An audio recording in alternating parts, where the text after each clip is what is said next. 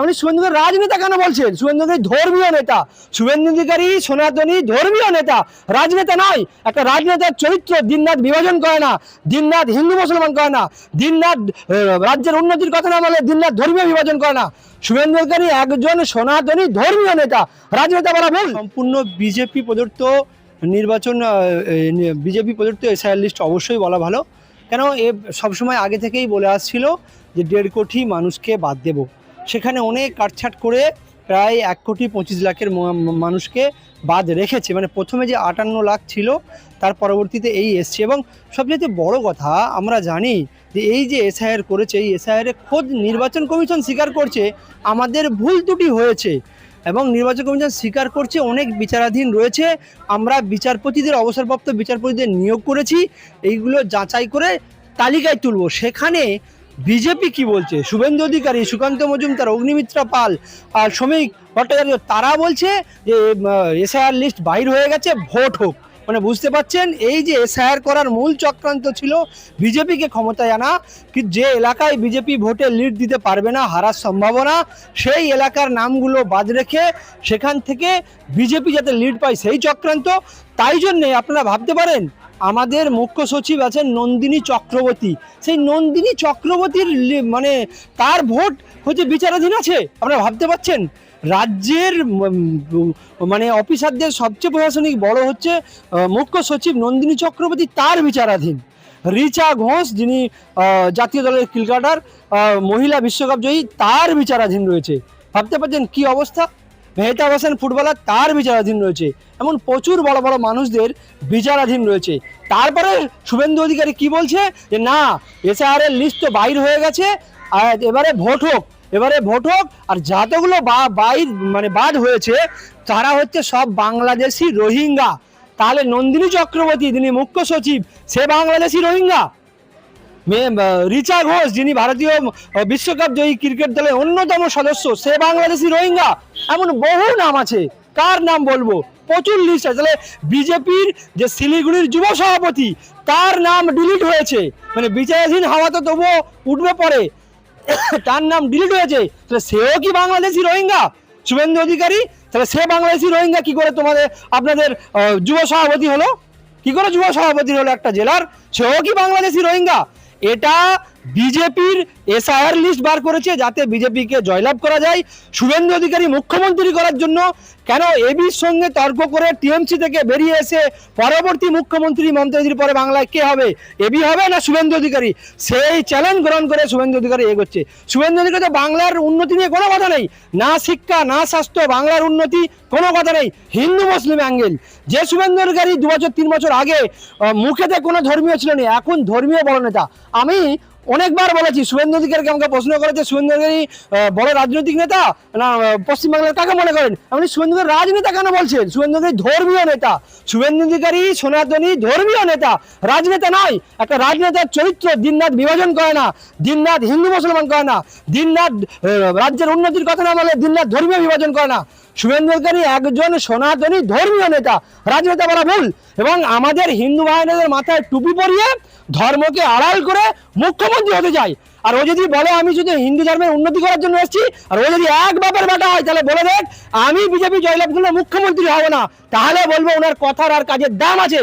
না হলে উনি সমগ্র হিন্দু সম্প্রদায়কে টুপি পরাচ্ছে, হিন্দু মতো উনি এমএলএ হবে, এমপি হবে, মুখ্যমন্ত্রী হবে, উনার খানদান এমএলএ এমপি মুখ্যমন্ত্রী হবে। আর গরিব আদিবাসী ছেলেগুলো তারা মার খাবে, তাদেরকে দাঙ্গা করতে না হবে, তাদেরকে জেলে ভরা হবে, তারা ভোটের লড়াইয়ে রক্ত বহন করবে, তারা মৃত্যুবরণ করবে। আর ওনারা এসি ঘরে বসে বসে সিকিউরিটি নিয়ে গরিব আদিবাসী দলিতদেরকে লড়িয়ে দিবে হিন্দু মুসলমানের জন্য, রাজনৈতিক দলে লড়িয়ে দিবে। উনি যদি এতই হিন্দু দরদি দেখছে, উনি তাহলে বলে দেখ আমি বিজেপি জয়লাভ করলে মুখ্যমন্ত্রী হবে না। এত বড় চ্যালেঞ্জ বলছি, ওর ক্ষমতা আছে বলার, তা বলবে না। ওনার আসল উদ্দেশ্য গদি দখল করা, মুখ্যমন্ত্রী হওয়া, এটাই ওনার মূল উদ্দেশ্য।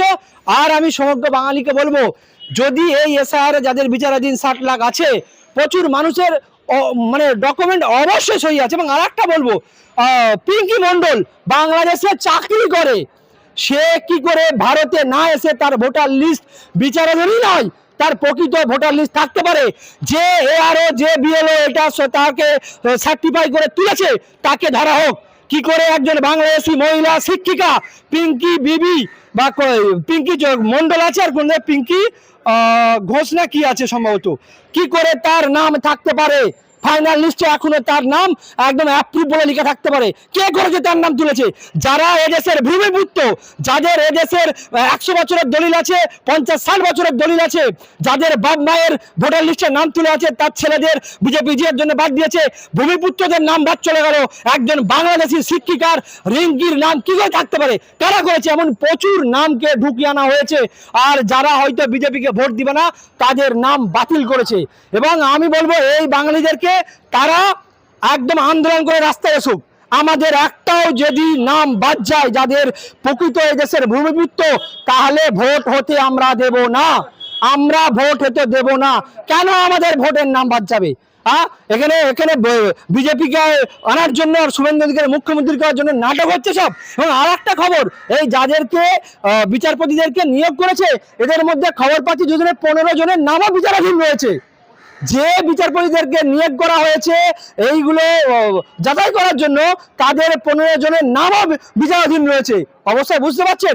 এবং আমাদের বাগচি বাবু, যিনি সুপ্রিম কোর্টের বিচারপতি হয়েছেন, তিনি এসআর মামলার মূল এতে প্যানেলে রয়েছেন, সেই বাগচি বাবুরও তার বাংলা নামকে ভুল করেছে। ভাবতে পারছেন কি রকম কি চলছে? সমগ্রটাই বিজেপি শুভেন্দু অধিকারীর তৈরি বাংলা দখল করার জন্য। বাঙালি কিন্তু সুভাষচন্দ্র বসু স্বাধীনতার আগেই সুভাষচন্দ্র বসু স্বাধীনতা ঘোষণা করেছিলেন এবং তিনি স্বাধীন প্রদেশ গঠন করে তার নেতৃত্ব দিয়েছিলেন। সেই সুভাষচন্দ্র বসুর জাতি এই বিজেপির নির্বাচন কমিশনকে আর বিজেপিকে ভোট হতে দিবে না যদি একটাও এই দেশের ভূমিপুত্রের ভোটার লিস্ট বাদ দেয়। এবং আমি এই নাম করে বলবো, আমাদের হিমাদ্রি বাবু যে জাতীয় বাংলা সম্মেলনে একটা যে হকারদের আন্দোলন হয়, হিমাদ্রি মুখার্জি আছেন, কারকে ডিলিট করে দিয়েছে?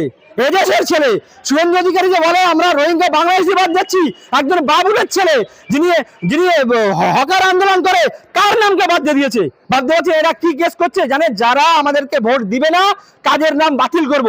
আর সেই জায়গায় সমগ্র বাঙালির, বিশেষত হিন্দু বাঙালিদের মন ঘোরানোর জন্য যাদের নাম বাদ গেছে তাদেরকে বলছে রোহিঙ্গা বাংলাদেশি। লজ্জা লাগে না? এই শুভেন্দু অধিকারীদের ঘর থেকে বাইরে করা বন্ধ করে দেওয়া উচিত যদি প্রকৃত বাঙালির ভোট না উঠে। ভোট তো আমরা করতে দেবো না, এদের ঘর থেকে বাইরেতেও দেবো না প্রকৃত বাঙালিদের ভোট কাটলে। এই যে রিচা ঘোষ, মেহতাব হোসেন এবং নন্দিনী চ্যাটার্জি যাদের নাম বললেন বাদ দিয়েছে, বিচার দিন আছে, এদেরকে বাদ দিয়ে কি নির্বাচন হবে? এখন হয়তো এরা বড় মানুষ, এদেরকে তুলে দিবে, কিন্তু আম জনতা যে সাধারণ মানুষ আছে তাদেরকে অনেককে রেখে দিবে। কেন? যে প্রক্রিয়া দেখতে পাচ্ছি তাদের অনেককে রেখে দিবে। আম জনতা প্রচুর আছে। কারণ আমার বাড়ির 3 জনকে বিচারাধীন করে দিয়েছে।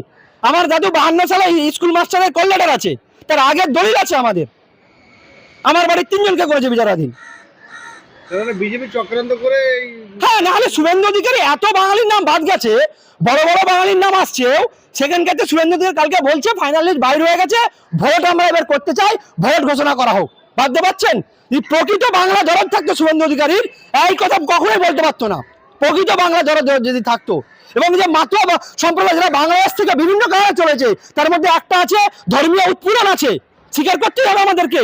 সেই মাতুয়া সম্প্রদায়ের প্রচুর মানুষের তারা টায়ার জ্বালিয়ে অবরোধ করছে, সেখানে শান্তনু ঠাকুর আজকের আমি দেখলাম বলছে আমাদের কিছু করে নেই, নির্বাচন কমিশন করছে। এর আগে তো শান্তনু ঠাকুর খোঁজ বলেছে যে কিছু মুসলমানের নাম বাদ দিতে কিছু মাতুয়া সম্প্রদায়ের নাম বাদ যাবে, এটাকে স্বীকার করে নিতে পারে। আর আজকে সে কি বলছে? কিছু করার নেই, নির্বাচন কমিশন করেছে, আমরা বিজেপি পার্টি করেছি। মানে এরা কিরকম বহুরূপী, ভাবতে পারছেন?